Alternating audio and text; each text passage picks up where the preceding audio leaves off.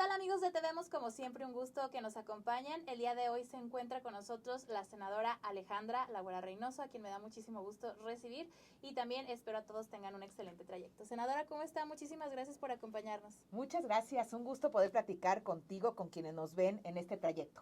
Claro que sí, que para todos ellos es de suma importancia, sumo interés platicar sobre este informe de actividades legislativas que se va a realizar, que se está realizando esta campaña, este informatrón, o ¿cómo lo llaman? El informatón. A través de los 46 municipios del estado de Guanajuato para conocer las acciones que ha realizado como senadora. Así es, fíjate que ahora quisimos hacer algo diferente. Normalmente un informe lo haces en un evento y lo puedes transmitir a través de las redes sociales, pero lo más importante, creo yo, es el contacto con la ciudadanía, lo que la pandemia nos permite hacer también, porque Sí. no ha terminado y debemos de tener ahí las precauciones también necesarias, pero efectivamente estamos recorriendo los 46 municipios, compartiendo con toda la población a través de un periódico las acciones que hemos realizado prácticamente en 4 ejes. Para mí un eje fundamental es la familia, la salud, la economía y la participación ciudadana. Efectivamente, hablando del tema de salud, estamos atravesando una ola más de contagios. Desafortunadamente, pues la pandemia parece que no nos da tregua poquito y luego otra vez regresa.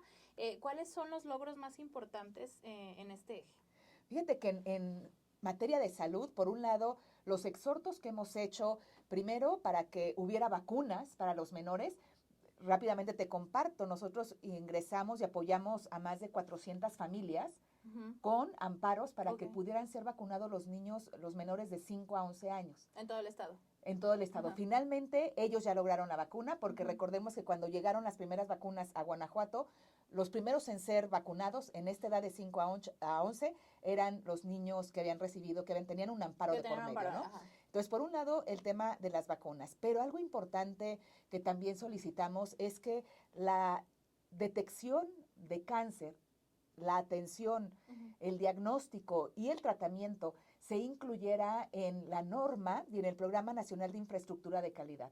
Para poder atender el cáncer, que se ocupa de un diagnóstico oportuno, de una atención adecuada, que haya medicamentos, evidentemente, que los aparatos en determinado momento, por ejemplo, para radiaciones, tengan el mantenimiento o tengan equipo en los hospitales, también, y que todo esto es como se considera desde el Plan Nacional de Infraestructura de Calidad para que realmente le puedan meter el recurso que se ocupa.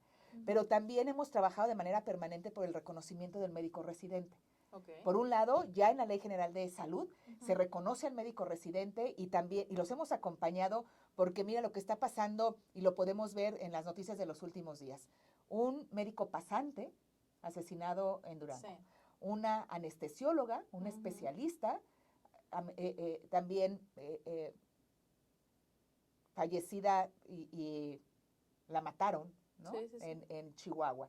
Estamos viendo la amenaza para este sector que además hay que decirlo, son quienes sostienen al sistema de salud, ¿no? Que por cada médico titular te encuentras a 6 médicos aprendiendo del médico titular y atendiendo a la población en los hospitales públicos. Entonces, para mí también ha sido una causa que desde que empezamos en el Senado la he acompañado, les reconozco, porque finalmente el sistema de salud no sería lo que es si no es con el acompañamiento. ¿Qué hace falta? Invertirle más recursos, el abrir más espacios, más becas para médicos residentes en nuestro país y que se deje de financiar a Cuba con el pretexto de los médicos cubanos o con el pretexto de las becas de CONACYT. Cuando los médicos mexicanos están pasando por diferentes situaciones, ¿no? Y están batallando. Y que además por cada beca que el gobierno le otorga a Cuba para un residente mexicano, en México podría otorgar mínimo 3 becas. Pues ahí está la situación en el tema de salud.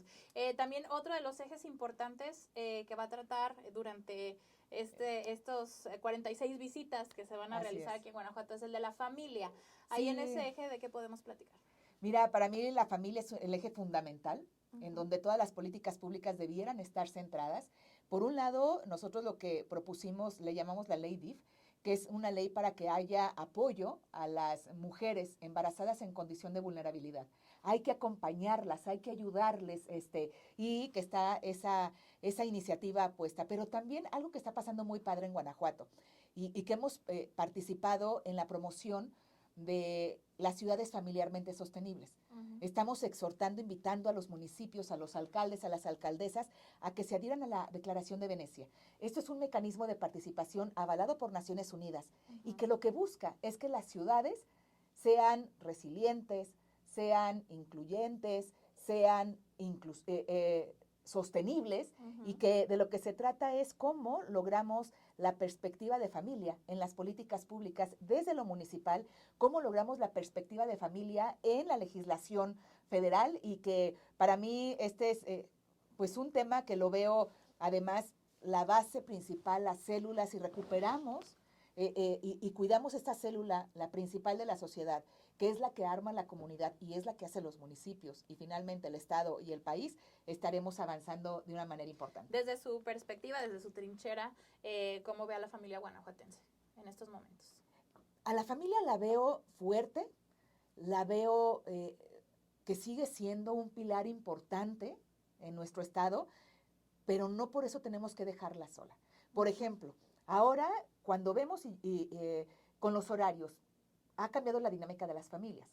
Ahora tienen que salir a trabajar papá, mamá, y además los hijos con un horario diferente. Tú ves en dónde está cada integrante de la familia durante el día, y uno está en su trabajo, otro en la guardería, otro quizás en la primaria, otro en la secundaria, la mamá también trabajando, con horarios completamente incompatibles. Se pierde, ¿no? Se pierde. Cuando yo hablo de la conciliación de vida laboral y familiar, es justo cómo logramos este equilibrio y este balance entre la vida familiar y la vida laboral, que logre recuperar los tiempos para la familia, que logre cohesionar nuevamente a esta célula de la sociedad tan fundamental, y que entre todos podamos construir la seguridad. Y otro eje también que cabe la pena mencionar es el de la economía. El económico. ¿No? Que hay pues unas iniciativas muy importantes, muy relevantes, que tenemos que platicarles también. Y fíjate que va de la mano. Cuando presentamos la iniciativa del teletrabajo en el 2018, no era un tema de pandemia, no era un tema de confinamiento, fue antes, fue en octubre, noviembre del 2018, era pensando justo en cómo recuperar los tiempos para la familia. ¿Y a qué me refiero? Cuando una persona sale a trabajar desde su casa hasta su lugar de trabajo, puede invertir, si bien le va, 1 hora, ¿no? Y más si viven en México, ¿verdad? En México son 2 horas o más en un trayecto. Ahora, el regreso y ese tiempo, esas 2 horas que se llevan, o hasta 4 al día en los trayectos, son tiempo que se le quita no al trabajo, a la familia, que se le quita a la familia, ¿no? Y lo vemos ahora en todas las ciudades. El tráfico en la ciudad de León ya no permite de que estés trabajando y digas, ahorita vengo, voy a comer a mi casa. No, para nada. No, ya estás todo el día en el trabajo, te das un tiempo para comer, regresas en la noche, y aún así el tráfico en la mañana y en la tarde, que le llamamos las horas pico, ¿cuánto tiempo te invierte en un trayecto? O sea, mínimo 2 horas al día. Y me estoy viendo generosa. Porque además, si consideras todas las trabajadoras o el personal que está en un puerto interior, que está en las empresas en la orilla de la ciudad, que utiliza el transporte público, ¿cuánto tiempo le invierte? Pueden ser hasta 4 horas, ¿no? Sí, claro. 4 horas que se van en el trayecto. El Boulevard Aeropuerto, ¿no? Sí, no, y que ahora hay además el fenómeno, porque normalmente decíamos el horario pico es en la mañana, cuando salimos a trabajar, son los horarios de ingreso a las escuelas. No, ahora vete en la tarde y es exactamente el mismo tráfico. Claro. Entonces, ¿por qué lo menciono? Porque el teletrabajo, que ya está en la ley, que ya es una realidad, que es más, se acaba recién de publicar la norma oficial mexicana, el proyecto, que está a 60 días para su evaluación, y en 60 días estará publicando oficialmente, pero ya está en la ley. Y es una iniciativa y una reforma con una visión que cuando se presentó no era pensando en que iba a venir una pandemia, era pensando en las oportunidades que podían tener jóvenes, que podían tener mujeres, de poder trabajar desde la casa, independientemente de dónde estuviera ubicada la empresa. Y esto también me lleva a otra iniciativa que presentamos, donde estamos considerando y estamos pidiendo que se considere la conectividad digital como un elemento para el desarrollo de las comunidades y de las personas. Y que dejemos de verlo como que estás en tu casa, no estás haciendo nada, que era lo que decíamos, ¿no? Que otros países ya iban muy adelantados en ese tema y nosotros no. En cuanto al teletrabajo es eso, y creo que es una nueva dinámica de organización, pero también descubrimos que si no hay internet en una comunidad, que si no hay internet en una casa, es prácticamente cerrar la posibilidad de que puedan estudiar. Ujú. Porque ahora, y justo la pandemia permitió, vemos a muchas escuelas, ya no solamente públicas, también privadas, en donde pueden estudiar desde la preparatoria una carrera, una especialidad, una maestría a Claro. distancia, Ujú. ¿no? Que eso se revolucionó también. Entonces, el que no tengan internet es quitarle la posibilidad de que sigan estudiando.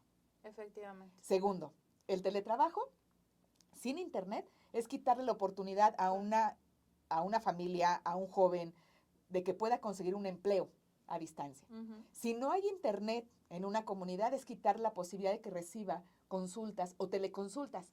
Por eso también, que eso lo veremos en el eje de salud, pero estamos impulsando la telesalud, la telemedicina, la teleconsulta reconocidas en la Ley General de Salud, pero esto no puede ser posible si antes no consideramos la conectividad digital como un elemento de desarrollo social. No son las telecomunicaciones, no es una política de telecomunicaciones. Sí. Tiene que ser una política de desarrollo social que le permita a las personas y a las comunidades poder lograr y alcanzar su desarrollo.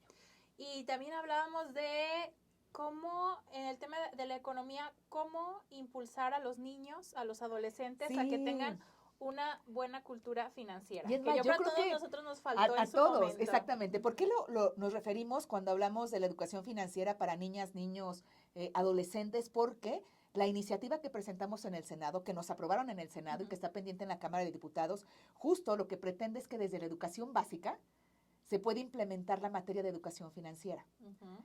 Y por eso nos referimos a ellos, pero que hace falta esta educación en los adultos. Por Hace supuesto. falta en mujeres, en hombres, en los jóvenes, Ujú. porque es cómo logramos que cada peso que obtenemos sepamos utilizarlo, Ujú. sepamos cuánto ahorrar y cómo ahorrar, sepamos qué es inversión y cómo invertir, pero también sepamos cuánto gastar y cómo gastar. Sí, ¿y en qué? ¿Y en qué gastar? Claro, se vale. Sí. Se vale siempre y cuando ya hayas previsto antes de gastar la parte del ahorro o la parte de la inversión. Entonces, es generar habilidades, hábitos, ¿no? Yo digo, no es una materia escolarizada que te diga en el capítulo 1 y te aprendes porque va a haber un examen. No, es como a través de la educación puedes adquirir habilidades que te permitan generar hábitos para que durante tu vida tengas esa educación financiera. Y entonces la población más vulnerable no termine perdiendo el patrimonio Ujú. porque compró una pantalla. Sí. Para que la O el población... celular nuevo, ¿no? Es exacto. El número 20,000. No, y porque luego es muy fácil pensar, Ujú. ay, pues son abonos chiquitos, ¿no? Sí. Sí, pero se les va ahí muchísimo dinero que ya regalaron. Ajá. O segundo, porque a mí me tocó atender cuando fui diputada por el 5º distrito y visitábamos las colonias, no tienes idea de la cantidad de personas que se nos acercaban para asesoría jurídica. ¿Por qué? Pues porque ya traían una deuda de 50,000 en 300,000 pesos. Porque ya habían entregado las escrituras de la casa y evidentemente estaban perdiendo el patrimonio por comprar una lavadora, ¿no? un O una aparato, moto. exacto, o sea, algo que de ninguna manera representaba el valor del patrimonio. Pero eso es la consecuencia de la tener. falta de la educación financiera. Sí, o las Entonces, tarjetas de crédito también, ¿no? Claro, porque por un lado, la inclusión financiera es importante. Es decir, todos tenemos una cuenta en el banco, pero enseguidita el banco te llega con una oferta de una tarjeta de crédito y te enganchas.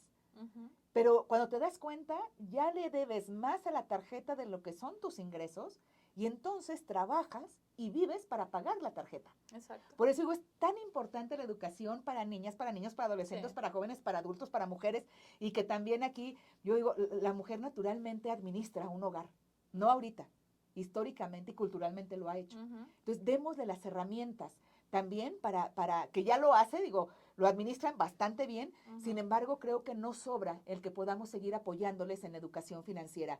Y finalmente, ante una crisis económica, las personas que más padecen una crisis es justo las personas más vulnerables. Porque si de por sí tienen muy poco, ese poco, si no lo saben administrar, entonces lo van a sufrir más. Muy bien. Y apoyo también a los emprendedores, ¿no? Dentro de Sí, estas iniciativas. la ley para la promoción al emprendimiento, que es muy padre. Mira, programas han habido muchos. Yo soy una fiel creyente de que tenemos que impulsar a los jóvenes en el emprendimiento y que tenemos que formarlos. Recuerdo cuando estaba terminando mi carrera en la universidad, hice un proyecto de tesis que era justo para crear un programa de financiamiento a universitarios para que cuando egresaran pudieran egresar con su proyecto productivo, con su empresa, y no egresaran buscando empleo. Entonces, en su momento lo hice incluso como estudiante, pero luego también tuve la oportunidad de trabajar en la Secretaría de Economía, en el Fondo Nacional de Apoyo a Empresas Sociales, que era esto, cómo dar el apoyo para proyectos productivos, pero luego en la Secretaría de Desarrollo Social, cuando fui secretaria, uno de los programas que mayor impulso le di fue al autoempleo juvenil, demos las herramientas.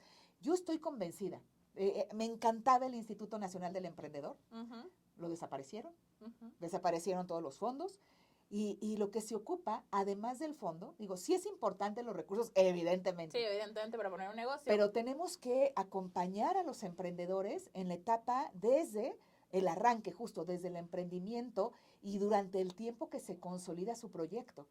Porque no es de un mes, de 2 meses, a veces ni de un año. Un proyecto para que pueda consolidarse puede tardar 2, 3 años hasta que está firme y ya no se vaya a caer. Y para eso ocupa un equipo de acompañamiento. Eso es la ley de promoción al emprendimiento. Me encanta el tema, me encanta y ojalá haya disposición, porque sí creo que esto le sirve también no solamente a los jóvenes, a las mujeres, a cualquier persona que quiera emprender ingresos, y que va de la mano. Yo digo, la educación financiera es la antesala del emprendimiento. Entonces, son temas que para mí no solamente me entusiasman, yo sí creo que se puede cambiar la realidad de las personas con herramientas de esta naturaleza. Y ya por último, Ale, para ir cerrando este bloque, esta entrevista que nos permites, el último eje era el de participación ciudadana. Sí, porque yo estoy convencida que la participación ciudadana primero debe de ser absolutamente de todos y también debe existir la gobernanza.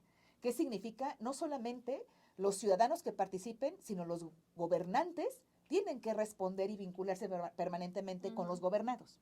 En mi caso, como legisladora, desde que era diputada y ahora en el Senado, he trabajado permanentemente con sociedad civil organizada, con colegios de profesionistas, con asociaciones civiles de salud, ya sea de cáncer o también de hipertensión pulmonar, de enfermedades raras, que es una causa que acompaño desde hace ya varios años, pero también con las cámaras empresariales, los colegios de profesionistas, con los universitarios y con mis embajadas juveniles.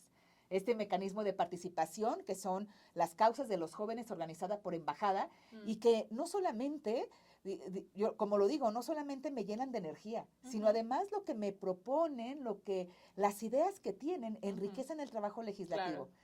La educación financiera viene de las embajadas juveniles. El teletrabajo viene de las embajadas juveniles. Y cada uno de los proyectos, se organizamos 100 líderes, 100 ideas, convocamos a los jóvenes en el estado. Identificas un problema, proponme una solución. Se les dio todo un acompañamiento, una capacitación. Finalmente sacamos una publicación con 100 propuestas de solución de los 100 líderes de Guanajuato. Y esto lo presentamos además con tomadores de decisión en el Ejecutivo, porque algunos programas es implementarlos desde el Poder Ejecutivo, pero también lo que tiene que ver con el Poder Legislativo nos lo llevamos. También por 4 años consecutivos la Embajada de Educación promovió y se premió a los maestros en el estado. Se lanza una convocatoria del Premio Estatal del Maestro en 6 categorías. También la Embajada de Discapacidad entregamos en diciembre pasado, en el marco del Día Internacional de las Personas con Discapacidad, el reconocimiento a aquellas personas que teniendo alguna discapacidad han sobresalido en el deporte, en educación, en innovación, en compromiso ciudadano, compromiso cívico. Pero también se organizó ya por fin después de la pandemia, que no ha pasado, pero que nos permitió organizar la segunda Olimpiada Deportiva de las embajadas juveniles. En esta ocasión fue en Dolores Hidalgo. Y como ves, seguimos trabajando, ¿no? Para mí, trabajar con los jóvenes, con las embajadas juveniles, y les doy una primicia. Porque próximamente se estará incorporando una embajada especial de jóvenes anticorrupción.